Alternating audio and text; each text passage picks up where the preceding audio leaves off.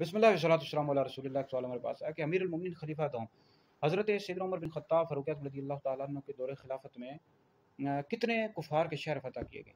امیر المومنین خلیفہ دوم سیدنا فاروق اعظم رضی اللہ تعالیٰ عنہ کے دور خلافت میں 1036 شہر مع مضافات کے کفار کے فتح کیے گئے۔ اتنی زیادہ ترقی ہوئی، اسلام کا جھنڈا گاڑا گیا۔ فتاوی رضویہ نمبر 5 میں کہ سیدنا فاروق اعظم رضی اللہ تعالیٰ عنہ کے مبارک دور میں 1036 شہر مع مضافات کے فتح ہوئے اور 4000 مساجد تعمیر ہوئے، 900 ممبر تیار ہوئے۔ تو اتنی زیادہ ترقی ہوئی ہے خلیفہ دوم سیدنا فاروق اعظم رضی اللہ تعالیٰ عنہ کے مبارک دور میں۔ تو حضور علیہ الصلوۃ والسلام نے آپ کے لیے دعا بھی فرمائی تھی کہ اللہ اسلام کو عزتیں عطا فرما عمر بن خطاب کے ذریعے، اور اگر میرے بعد کوئی نبی ہوتے تو عمر بن خطاب ہوتے۔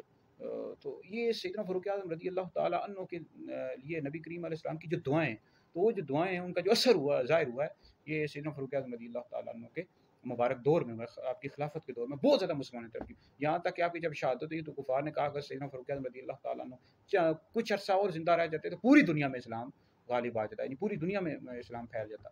اتنی زیادہ ترقی ہوئی ہے۔ تو آپ کی جو شہادت ہوئی ہے اس کے حوالے سے اختلاف ہے۔ ایک قول یہ ہے کہ یکم محرم کو آپ کی شہادت ہے، یکم محرم کو، 26 ذی الحج کا بھی قول ہے، یکم محرم کو آپ کو روزہ رسول میں دفن کیا گیا، اور روزہ رسول میں آپ کی قبر مبارک ہے، اور نبی کریم علیہ السلام کے سسر بھی ہیں، ساتھی بھی ہیں، دوسرے خلیفہ راشد بھی ہیں، انبیاء علیہ السلام کے بعد سب سے افضل ابو بکر ہیں، پھر عمر ہیں، پھر عثمان ہیں، پھر علی ہیں۔ جو شخص مولا علی کو ابو بکر عمر سے افضل ہوتا ہے ایسا شخص گمراہ بدین ہے اور اہل سنت سے خارج ہے۔